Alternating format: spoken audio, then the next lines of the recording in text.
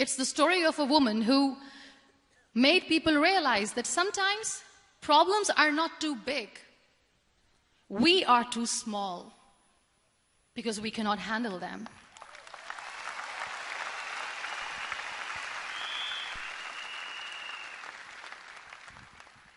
It is the story of a woman who with time realized that real happiness doesn't lie in success, money, fame. It lies within. Real happiness lies in gratitude. So I am here and I'm going to share the story of that woman. That is my story. The story of gratitude.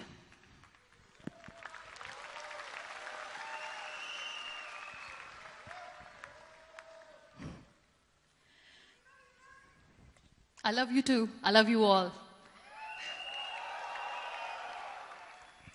I believe in the power of words. Many people speak before they think. But I know the value of words. The words can make you, break you, they can heal your soul, they can damage you forever. So I always try to use the positive words in my life wherever I go. They call it adversity, I call it opportunity. They call it weakness, I call it strength. They call me disabled. I call myself differently abled. They see my disability. They see my disability. I see my ability. There are some incidents that happen in your life. And those incidents are so strong that they change your DNA.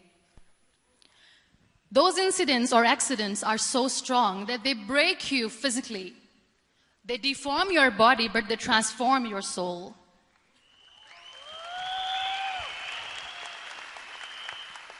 Those incidents break you, deform you, but they mold you into the best version of you. And the same thing happened to me. And I'm going to share what exactly happened to me. I was 18 years old when I got married. And this thing I'm sharing for the very first time on an international level. I was 18 years old when I got married. I belonged to a very conservative family, a Baloch family, where good daughters never say no to their parents. My father wanted me to get married. And all I said was, if that makes you happy, I'll say yes. And of course, it was never a happy marriage. Just about after 2 years of getting married, about 9 years ago, I met a car accident. Somehow my husband fell asleep and the car fell in the ditch. He managed to jump out, saved himself. I'm happy for him. But I stayed inside the car and I sustained a lot of injuries. The list is a bit long. Don't get scared. I'm perfectly fine now. Radius ulna of my right arm were fractured. The wrist was fractured. Shoulder bone and collarbone were fractured.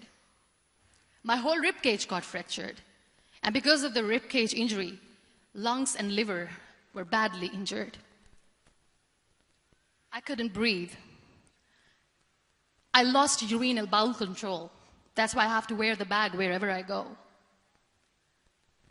But that injury that changed me and my life completely as a person and my perception towards living my life was the spine injury.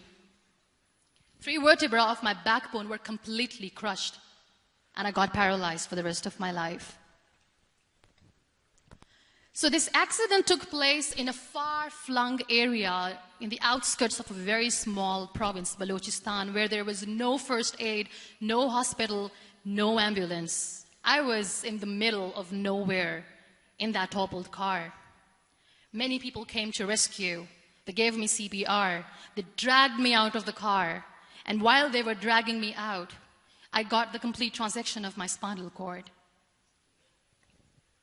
And now there was this debate going on. Should we keep it here? She's going to die. Where should we go? There is no ambulance. There was this 4-wheeler Jeep standing in the corner of the street. They said, put her in the back of the Jeep and take her to the hospital, which is 3 hours away from this place.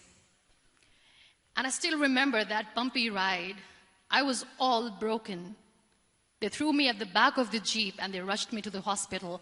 That is where I realized that my half body was fractured and half was paralyzed. I underwent multiple surgeries. Doctors have put a lot of titanium in my arm. There's a lot of titanium at my back to fix my back. That's why people in Pakistan call me the Iron Lady of Pakistan.